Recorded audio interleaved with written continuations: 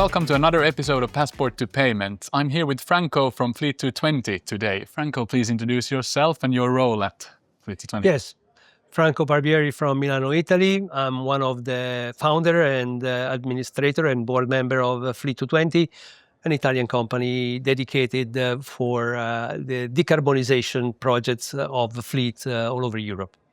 So today we're at Money 2020, where everyone's talking about the future of payments. How's the event been for you so far? Well, it's great. Every time we attend this event, we find new innovation and new ideas that sparkle, new products that can be useful for this kind of service, because fleets need a very easy way and very great customer experience. So coming here, we are flooding with ideas and innovation, of course. So you leave inspired with what Absolutely. next? Oh, absolutely. And together with my partner, Carolina, she's here with me today. We stop at every booth and say, oh, what about this? What about that? This event is always very inspiring, as you said. Exactly. So what's one thing that you're working on right now that you're the most excited about?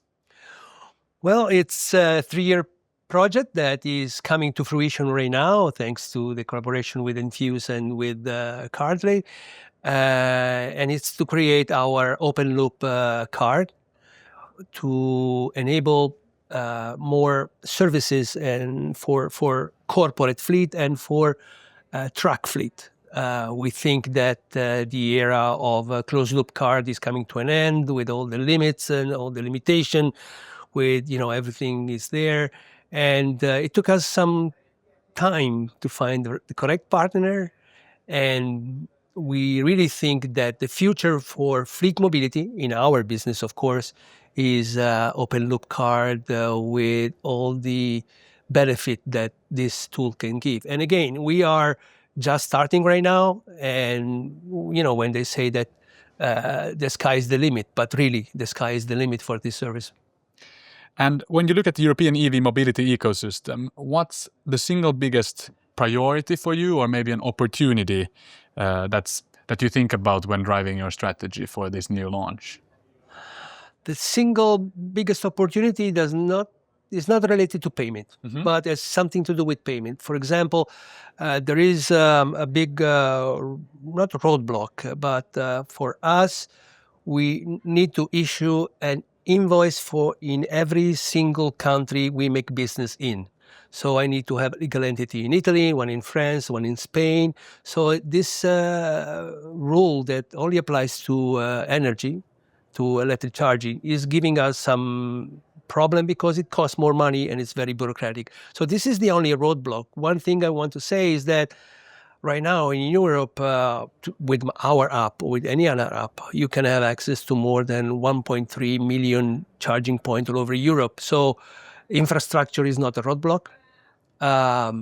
Cost of energy is not a roadblock. It's just some still bureaucratic things that we need to fix. And I think this next question is a good segue to that. It's no secret that the European market in EV and mobility, it's growing super fast. Yes. But like you said, it's also quite fragmented, bureaucratic from country to country. When you're trying to scale your charging services across all these different borders, is this the biggest roadblock that you mentioned with entities? Correct, because since the beginning, this business has been created around one word, roaming. And roaming was essential because with one tool you can charge from Finland to Greece, everywhere. So right now that's not an issue. Technology is not an issue. It's only bureaucratic thing. Now Europe has created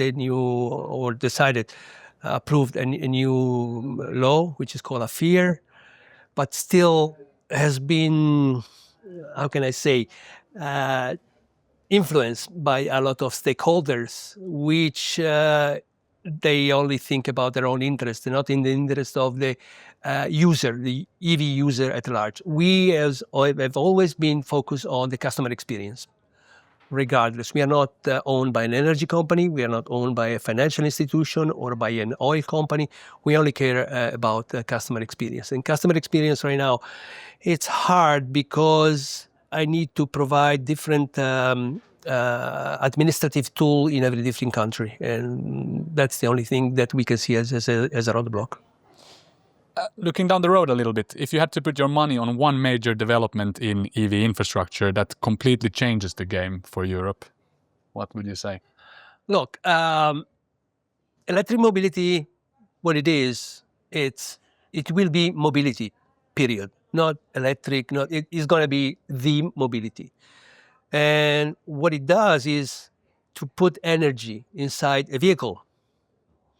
Now, when we think ahead, we would like to have a better integration of energy management inside a vehicle, which can also be a storage tool. And this vehicle can do many, many things. Okay, so first of all, the way people talk about electric mobility has to change. I would like to talk it as mobility, period, with a different source of energy.